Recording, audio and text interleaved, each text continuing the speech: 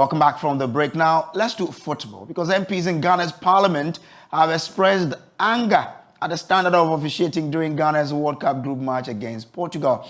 The feeling is the same among the general populace who feel the referee's actions impacted the game in favor of Portugal.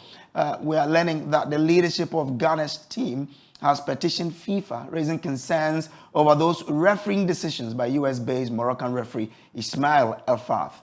The game ended after a controversial penalty and another goal which coach Otuado complained about. We'll hear from him shortly, plus an update on the petition. First, though, some Ghanaians have been reacting to the game. you know, Della came to bury us. She came for a funeral. No, Black is for funeral. No, She's the reason they scored that. No. This is for the black star in our flag. Where is the star? Where is the star in the black?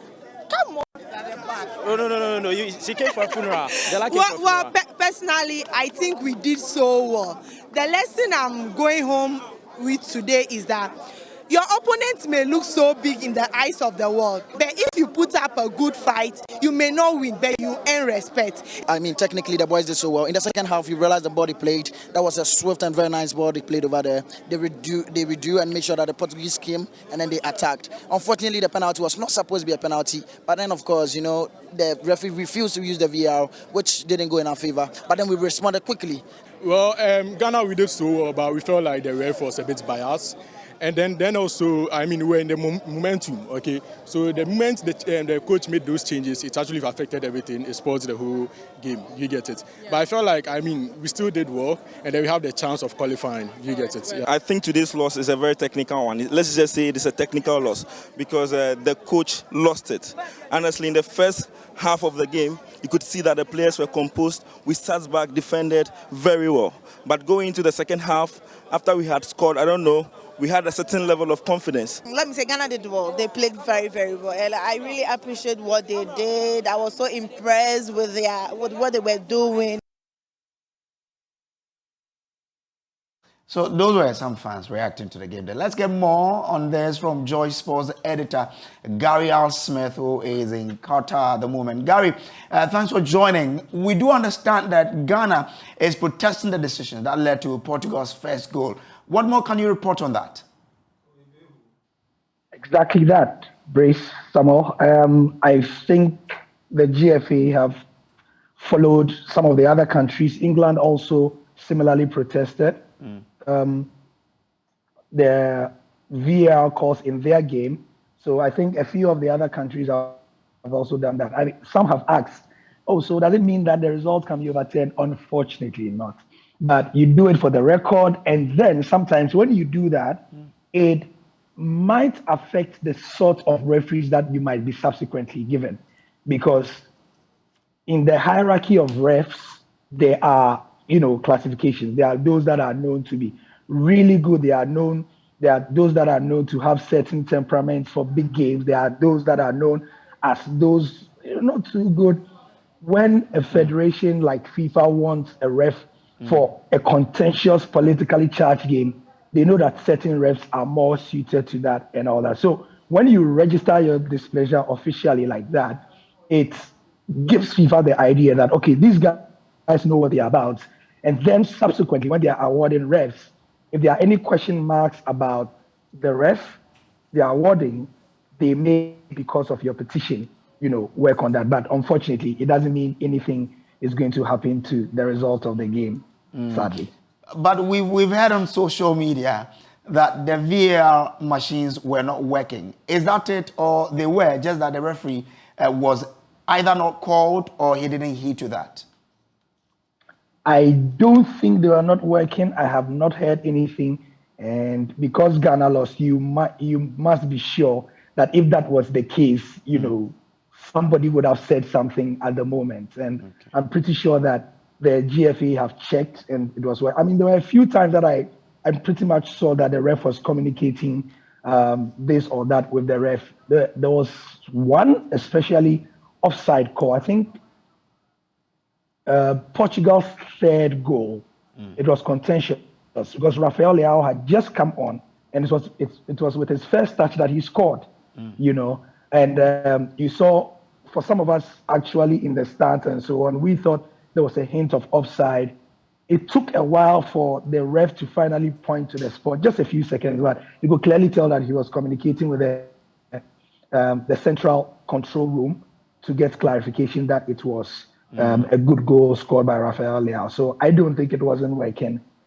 I suspect that whatever happened, he just decided not to go and check it. I've seen from reputed media houses elsewhere, ESPN, also that perhaps the decision was the right one, and they have sought to explain why the ref gave a straight call and didn't go, for the VAR decision.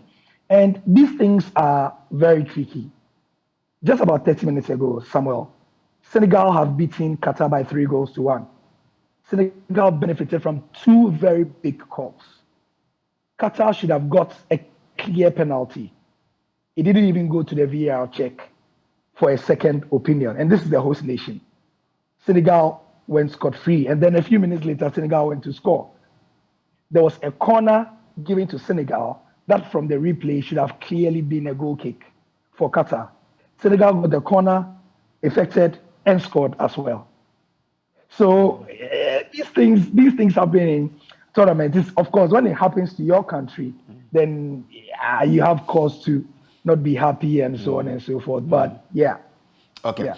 Gary, hold the line for me because we have referee Richard Atifo on the line now. Let's talk about the technicalities of the game. Ref, what's your assessment of the whole issues with refereeing, as Ghanaians are really given our own review of the referee's performance? But you understand the technicalities involved. So let's have your review of the refereeing decisions, the critical ones of this match. Yeah, thank you. Like Gary said, there are a couple of decisions that he made which didn't go down well. The one that I'm particularly obsessed with is the decision for penalty. Now, penalty for me is about 110% go when it is awarded. So in a global tournament like that, if you look at the referee's positioning, when the defender attacker was moving, no, penalty area instance is such that you need to actually struggle or fight for position to be able to see the in-between of who would play or who will not play or who last touched the ball. Okay? So if you watch, he's made a call, yes. But the point is, even the reaction of the people should even alert you. Now, the essence of VAR is to come up with an obvious, clear error. So mostly what I've seen in the few games that I've watched, they only come in for an obvious, clear error that has not been seen by the referee. But what what makes me differ is that the referees are tutored to be able to make good decisions throughout the game of 90 minutes with additional time. So if VAR could also look at the cameras that play from the goal line area onto the field, they are equally alerted and look, come and take a second look that we think it's a bad call. And that would have helped the referee. But for them, the position of the referee haven't gone to the left side of the penalty area and pointing out, I would say they assumed that his call was correct, but it was not correct. Oh, okay. So that is a major decision that I would have wished that the VAR man, if you watch, when the referee and the VAR man are always from the same country, if you watch the games that are being played, so that you can understand what the person is telling you, so that there will be no language barrier. So they could have communicated nicely, and then they could have gotten this thing done rather allowing the referee to go ahead with the penalty. And later on, if they should play all these corners, and the referee will find it that, look, I am guilty for making a bad call. But ref, can't it be that, well, they also checked and thought, well, that was the right decision, that was the right call, and that's why they didn't invite him to go to the VAR screen? If VAR calls you to come and watch, they only call you to come and watch and clarify yourself whether the decision you are taking is right or wrong. For instance, the game I just watched a moment ago, the referee gave a red card. He was called that come and take a second look at the goalkeeper's action and see whether you go by the yellow card or now will change to a red card. But otherwise, that is the way he saw it, and then he gave a yellow card.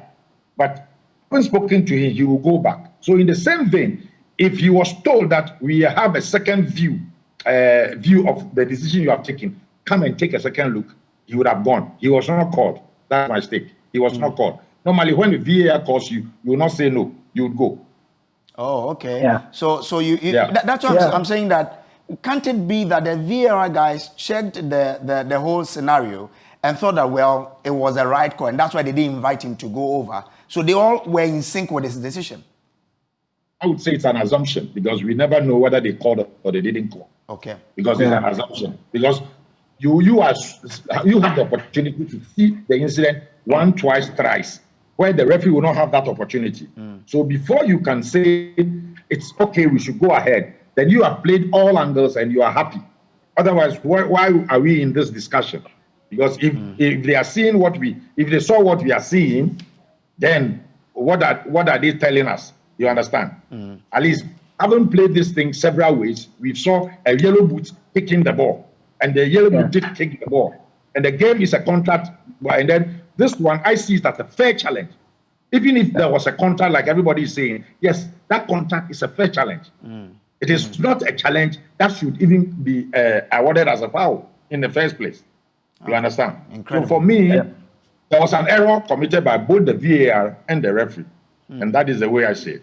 Grateful. Referee, hold the line for me. Gary, hold it for me. Our coach Otuado has been speaking about this. Now, at his news conference, he raised concerns about the referee's decisions that led to the Cristiano Ronaldo goal. Well, listen. So that was our coach Otuado there. Referee, I'm sure you've heard this explanation that he feels the decision to allow the Ronaldo goal stand is an error one, which of course you also agree. But it's quite, news to some of us, people, laypersons, to hear that the VAR will call a referee and the referee may decide not to attend. So if that happens, you are an instructor. What should happen then? If the VAR calls you to look at the screen and you decide not to go, would you have to decide on your own that I won't go? Or no. In this discussion between you and me and Gary, we cannot be able to say whether he was called or he was not called. If you should play that clip, I would want to explain to your listeners and viewers, and you see where that ball was nobody's ball. You just play it where you see Ronaldo and Salisu moving towards the ball. So all of them had a 50-50 opportunity to play the ball. If you watch it, I would have even asked you to stop it, and you see that when they were apart, it is anybody's ball. So you wouldn't say that Ronaldo had opportunity and he was in control, and this guy, by playing the ball, brought him down. That is what I want people to look at. Okay. Yes. If you should show that screen, you would see that the pass went, all of them were running towards the ball.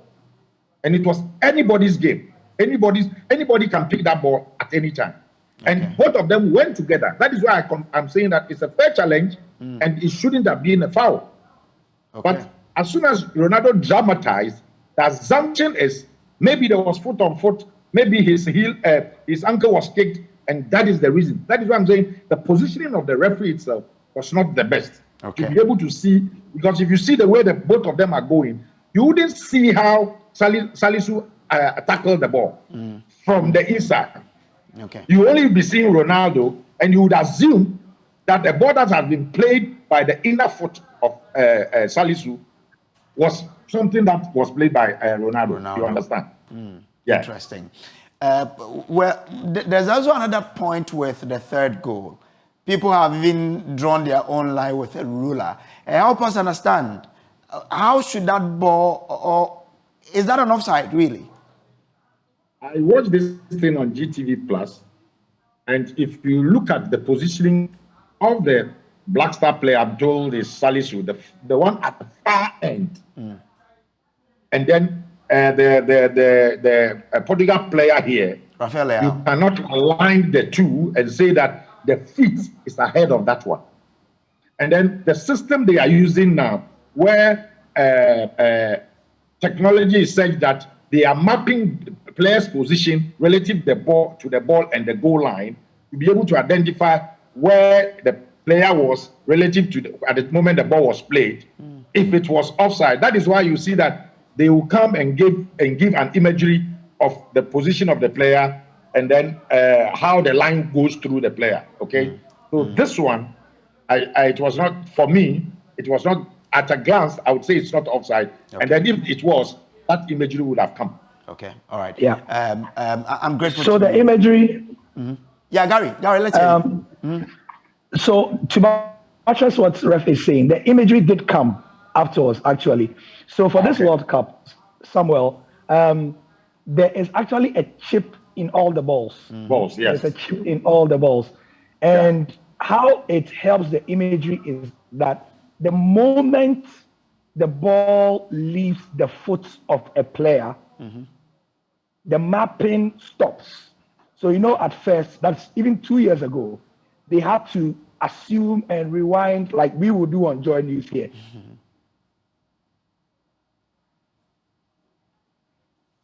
Okay, well, so that's my colleague Gary R. Smith. He's still with us. We're trying to reconnect the line so we can understand the mood in camp and what will be happening. But former President John Dramani Mahama also watched the match with some fans at his office here in Accra and gave the following reaction afterwards. Great game.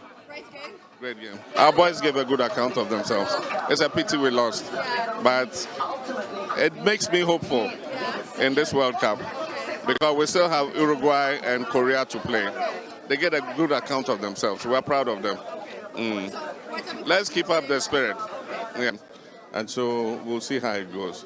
They played very well, very confidently. The boys have talent. And so this is a Black Stars for the future, for now and for the future. So let's give them all our support. And I'm sure they'll go far. I've seen some new players in there who play fantastic football. And so we have great potential. And how do you rate Otoado's performance today? Who? Otoado. He's a good coach. He's a good coach. And I think we should give him space to be able to blend the team. Reactions to this game coming from several quarters. One of them is Parliament, and Parliament has reacted furiously to Ghana's opening loss to Portugal at the 2022 World Cup in Qatar. The Black Stars lost 3-2 in a game many have faulted the performance of American referee Ismail Elfath, who awarded a controversial penalty that was converted by Cristiano Ronaldo. Reacting to the defeat in Parliament, Speaker of Parliament Alban Bagbin berated the referee's performance as the major contributor to Ghana's defeat. It is true that the Black Stars won the match, but lost the referee. That is true. We had some technical challenges. That is also true. But in spite of those technical challenges, we won the match, but we lost the points. Ghana again won another first. Yesterday, I drew your attention to the first we won. For the fourth time, we fielded the youngest team. That is a first. Again, the first African team to score at this year's FIFA football tournament. Not just a goal, but 2 goals. That's another first. And the whole of Africa was celebrating with us. And what we just stated is what is being discussed, not only in Africa, in the whole world. We really won the match. And I think that our technical team will take and do the necessary thing for this not to be repeated. Clearly, from the statement that you made, Ghana abounds with so many coaches that we always have to look within. We are self-reliant. We don't have to look outside to get coaches. Even in Parliament, we have so many coaches here. And they have demonstrated it. Now, Minority Leader Harry Nadriso also questioned the calls of the referee, but considered that the substitutions of Ghana's coach Otuado were poor. In association football, Mr. Speaker, the right thing to do is to congratulate Portugal as winners, undeservedly. They don't deserve the victory because we're robbed of our victory, Mr. Speaker, by poor officiating, not just the penalty which was awarded in favor of Ronaldo, but even the second goal of Portugal, as VAR subsequently revealed, was a kind of offside goal, if you observe it.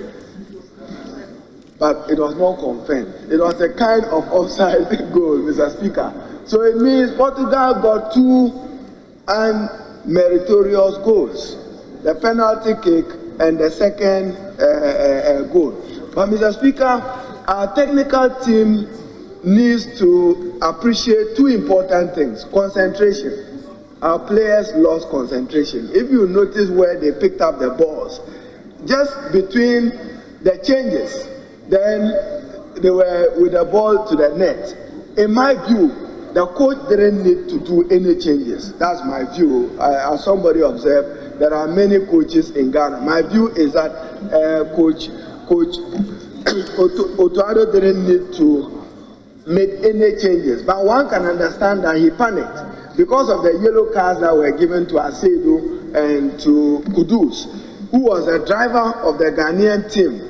I'm sure he tried preparing them for the next match, and out of it panicked and undertook those changes. That caused us the second goal because Jordan Ayew was not settled, and therefore they just got the ball from him and then they managed to put it into the net. So, Mr. Speaker, they need concentration, then discipline.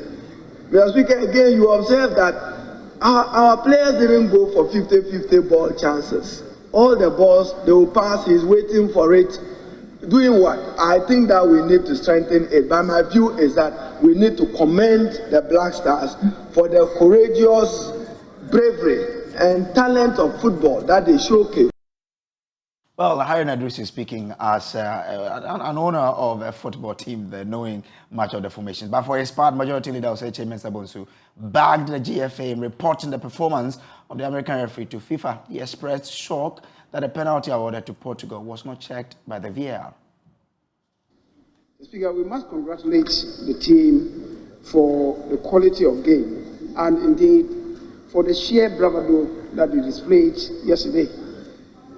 The first half display indicated that we have a very gritty defense, and indeed they were able to soak all the pressure that Portugal unleashed on them. The second half was very explosive, 5 goals in just one half. Mr. Speaker, perhaps it's the best second half display or second half performance thus far in the World Cup tournament.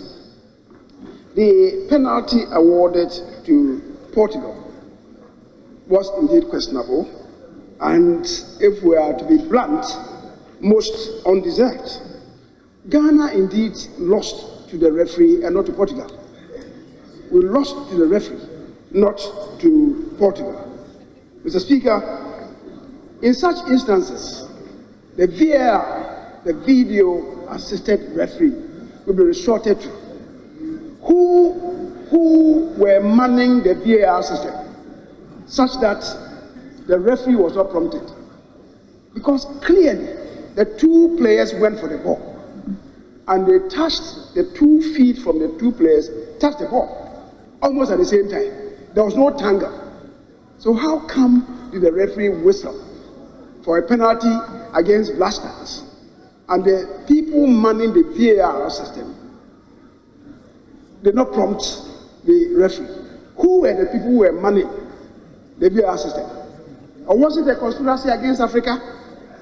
The Speaker, the temptation to arrive at this conclusion really is there for everybody. And the referee, having whistled, pointed immediately to it. The captain of our Black Stars rushed to him to complain, to avail himself of it. He refused. Was it a conspiracy against Africa? The Speaker, I think that is something that we must stand by, protest against the referee, such that this referee should not accorded any space to further what injustice that he inflicted on the Black Stars. So we have Gary R. Smith and the coach still with us on this conversation. Gary, what is the mood in camp after we lost to the Portugal in the opening game? Yeah, lights, what they call a shakedown, done, and then the players were given just a few hours off to calm down a bit, after which they come back and start preparing rigorously for Monday's second game against South Korea. And Uruguay drew their own game, and so you can imagine that the game plan of the Black Stars will be to, I am assuming, take the game to the Asians rather than be as conservative as they were in the first half, as the honorable speaker, as the majority leader mentioned in his very interesting analysis about how the Black Stars soaked the pressure. Yes, the defenders did well to soak it, and they were probably the best department of the Black Stars team, the defenders. But you'd have to wonder that right now they have to open up, as Senegal did against Qatar today. There was absolutely no need to sit back, because if you lose that game against Korea, you are done and dusted, I've heard some people say, that if you watch the game between Korea and Uruguay, it looks like we are not at the same level. But you've been there, you've seen the two teams play. Do we have a chance? Well, I mean, if this World Cup has told or taught us anything, Brace, it is that because of the timing of the World Cup and the fact that usually every team is going to have about a month, to rest, get their paces together, and be tactically in shape. Almost no team at this World Cup has that. It has leveled the playing field a bit, which is why you are seeing all manner of results and teams. I mean, today, Iran beat Wales. I mean, come on, So Ghana absolutely has a chance to not just match South Korea, but actually beat them and go on to beat Uruguay. Okay. I don't think that there are many people who are watching right now who don't think that with the right selection, I mean, all the way to Parliament, almost everybody mentioned that there were technical deficiencies in the way we handled things. Okay. Loss of concentration and all that. And so if those are sorted, I have absolutely no reason why I don't believe that this Black Stars team cannot beat Korea and do so rather convincingly. Gary, I'm grateful that you could join us. I'm sure as we are, we've not had any injury or of any sort in camp, right? Yeah, that's the great thing. I mean, we've been quite lucky in that regard. Otuadu has had the full complement of his team to choose from. And we can only hope that the second game will be better. But I'm sure there will be some thought as to, who has got a yellow card, and that may also play into the starting lineup that we will see on Monday. I'm sure that will also play a part. Okay, grateful. That's Joy Sports editor Gary R. Smith. Let me now wrap up with the FIFA and CAF referee instructor.